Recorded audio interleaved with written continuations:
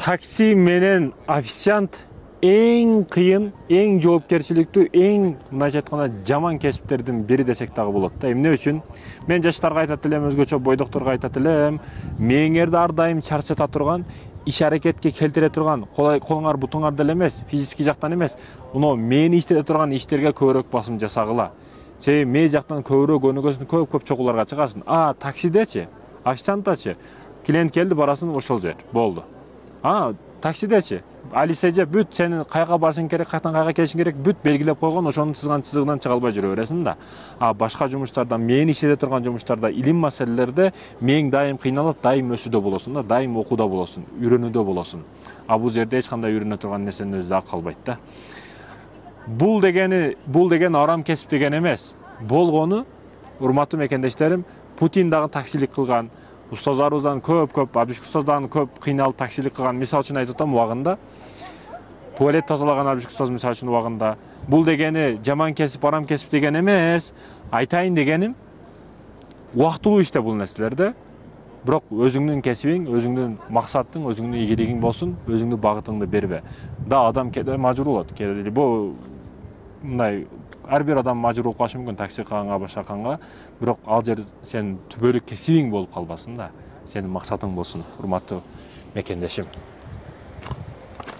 Өмүрүн тойго тиккен кыргызым,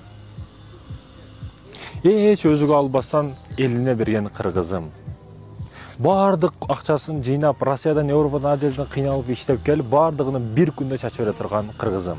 Кыскасы, өмүрүн тойго арнаган кыргызым. Life story деп коет, мерими деп коет. Бардык кадрлар уже түшүнүктүү, бардык анык түрдө. Ата-энеси кечип уже бүт чечим чыгарып койгон, сөкөнү салып коюшкан, той болушу анык. Эми аларга чейин, тойго чейин не күтүп турат? Бардыгы кылып атат, биз кылышыбыз керек, сүйүүбүздүн тарыхы дейт. Сүйүүңөрдүн тарыхы кандай болду? Кайсы сайттан таанышып калдыңар? Ким тааныштырып койду?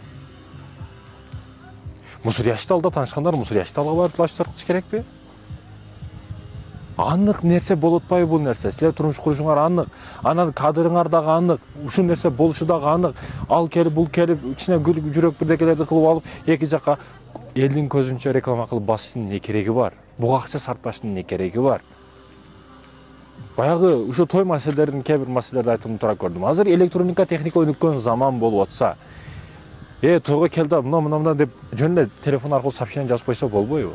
Визитка кылып атайын, мана паланча деп печат басып, мына шуну атынан деп печат басып офистен через офис кылып ар бириге почта аркылуу жөнөтүштүн не кереги бар?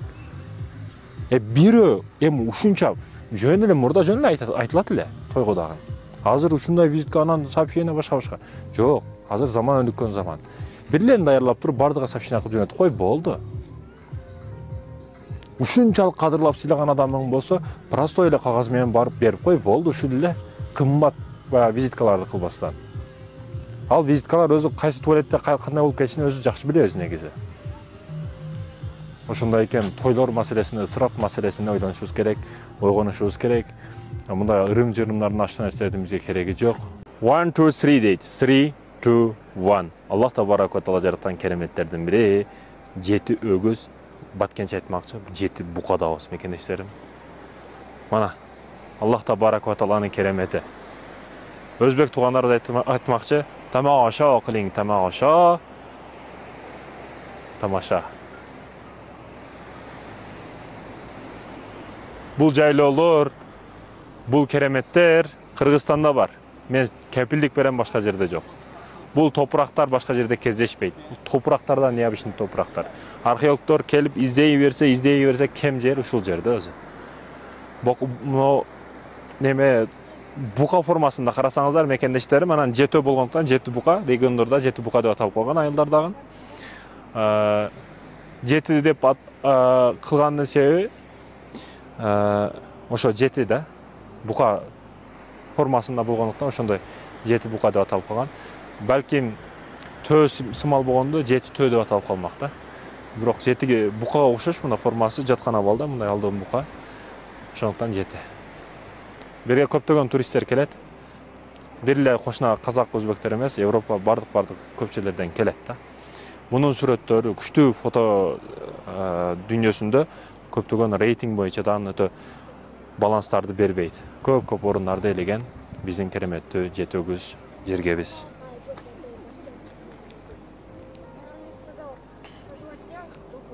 Кайсы кыздан сураса бүгүн жигитим бар дейт да. Уялыш керек, бул өтө жаман нерсе. Бул жаман күнөө иш кылууга менин партнерым бар, шеригим бар деген. Зина кылышка, сойкулук кылышка, өбүшкө, керек болсо жатып калышка менин жигитим бар деген. Эми көп айтышы мүмкүн, бул жөнөкөй нерсе да, менин жигитим бар, сөзсүз тиет үйлөнөт деген нерселерди айтышат да кээ бирлер бүгүн ызы-жуу кылып. Мага үйлөнөт сөзсүз түрдө, же мен аны алам сөзсүз түрдө дегендер чыгат да. Биз статистикага карайбыз. Статистика карап ошол бизди анык түрдө чыгарып берет да. Статистика боюнча дагы 80% ошо жигитим дегениге үйдө эрге тийбейт баары. 5-нчи курска чейин бишегиде ошода калаган жерде калаган ишин кылып жүрөт да, 5-нчи курстан кийин бүткөндөн кийин башка эле бир жигитке турмушка чыгып кетип калат.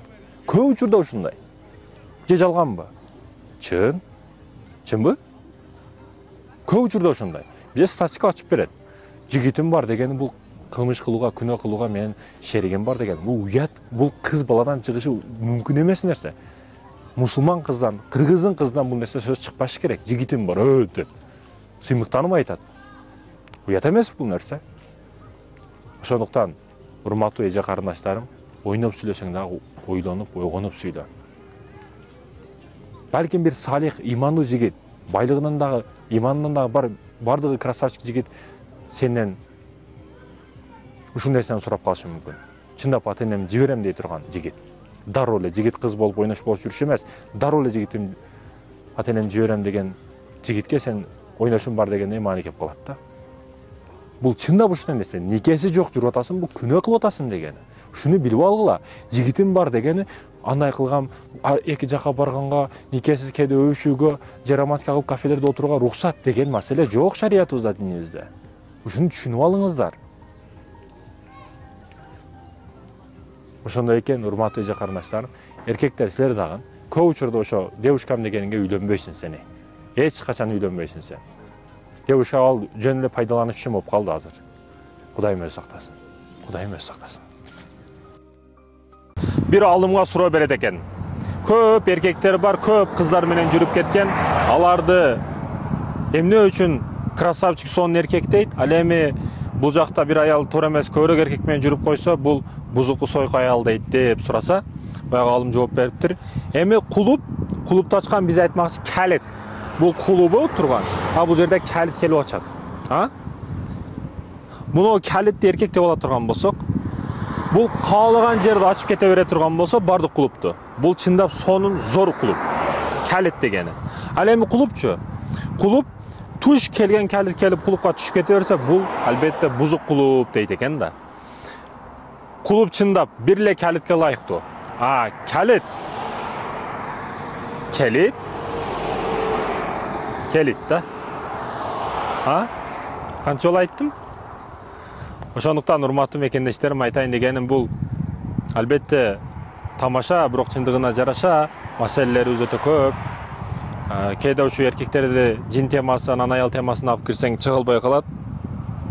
Аялдарды эркек темасын алып кирсең чыгалбай калат. Бизде bundan башка өтө чоң темаларыбыз бар. Ойлоно турган, ойгоно турган, ойгото турган өтө чоң проблемаларыбыз бар. Өтө таң калам, ушул өтө түйшүк маселелерибиз көп болуп турса, Кыргызстаныбыз, жерибиз, динибиз мындай абалда турса, биз эмне үчүн булган маселелерди үстүнө баш катырышыбыз керек билбейм. Аллах табарак ва таала берген керемет жер, мындай кооздук жок. Аллах табарак ва тааланын керемети бизде Асан Үсөндейбиз, Радуга. Бул жакта көл, бул жакта туман аралаш булуттарыбыз, бул жерде ошо биз билген Асан Үсөн. Аллах табарак ва таала азыр жамгыр жаады, ушул жамгыр маселесинде дагы, мына көлдөрүбүз маселесинде дагы бардык кооздуктарыбызды карап, адам киши чындыгында өтө таң калат, ойлонуп. Кандай керемет жерлер. Мынау фон, бул жактагы мына булут, мынау күндүн чыгышы, бул эч нерсе эч каерде жок. Муну иноплатенец келип, же баягы бир атеист келип жарата албайт да мындай нерселерди. Албетте, машалла дештен башка айлабыз жок. Анан ушул ысык көлдү көрүп, ысык көлдөй сууга түшүп кетсе дагы гусул кабыл болбогон аялдар бар. Ошо косметика кылгандар, химикат кылгандар, өчпөй турган кылгандар, буларды тактап алышыңар керек. Терезеңерди тактап алышыңар керек.